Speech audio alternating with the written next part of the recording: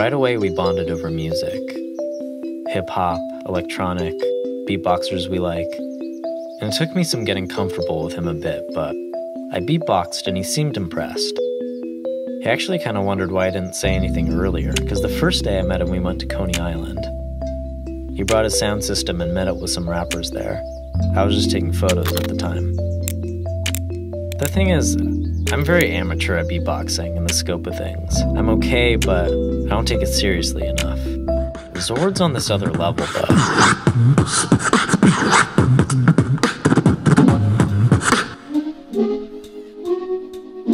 I don't have the precision and technique down like he does. And me beatboxing in the shower is one thing, but performing to a crowd, especially a crowd of New Yorkers, is a different thing entirely. He's from France. This was his first time in the country, and he was only here a couple weeks. So after meeting him, I decided to go back to my apartment upstate to grab my video camera. I didn't know what I wanted to capture exactly, but I was just going with my gut, and I think it worked out, because I was constantly being reminded why I felt compelled to come back to the city. It's these little interactions and moments with people. Like, shit just happened when I was with him, and that's not usually how my life is.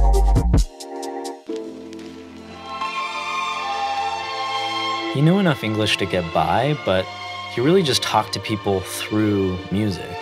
In the 1980s, hip-hop was gaining this momentum, and through that came human beatboxing. And I've seen it firsthand. It connects people. It's music in everybody's hands. You don't need an instrument, you don't need money. It's music that's accessible to everybody. It's just this raw thing that anyone can do if you actually dedicate yourself to it. And it's bigger than New York now. This thing's huge. I mean, it started small, Bronx and in Harlem, people like Dougie Fresh. And now you got a guy like Zord who performs in the subways in France. And he flew here for a few reasons, but what it really seemed like to me was that he was kind of here to pay respect. Respect to this craft that he's now engrossed himself in. Most of us aren't willing to pursue our passions, even when gifted the privilege and accessibility to. We always tell ourselves that we can't do it, that there's always a reason not to, whether it's not stable or it's not profitable.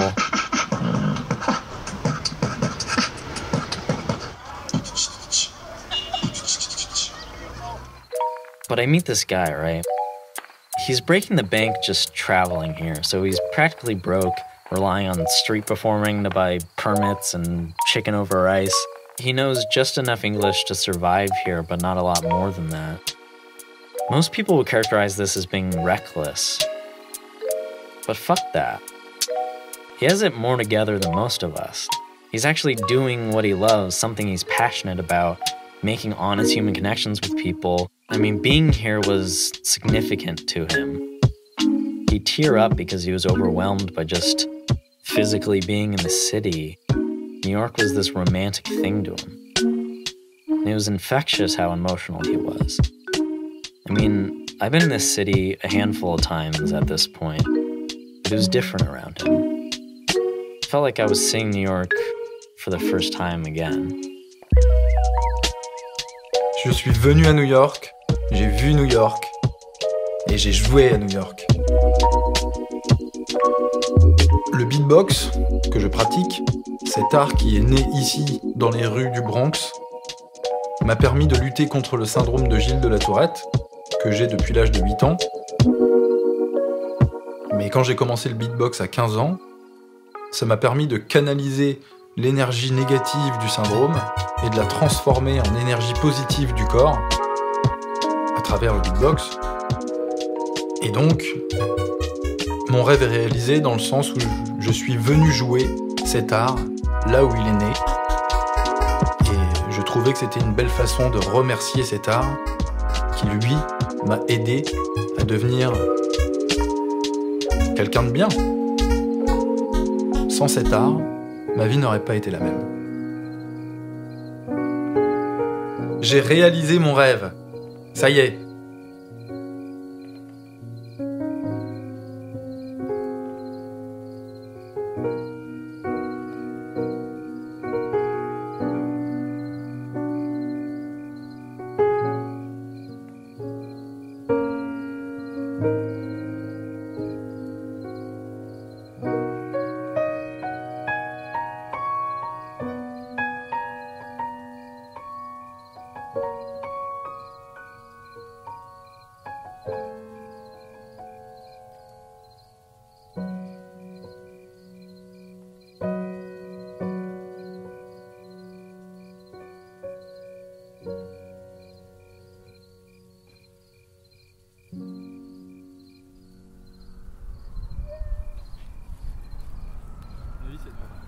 la vidéo.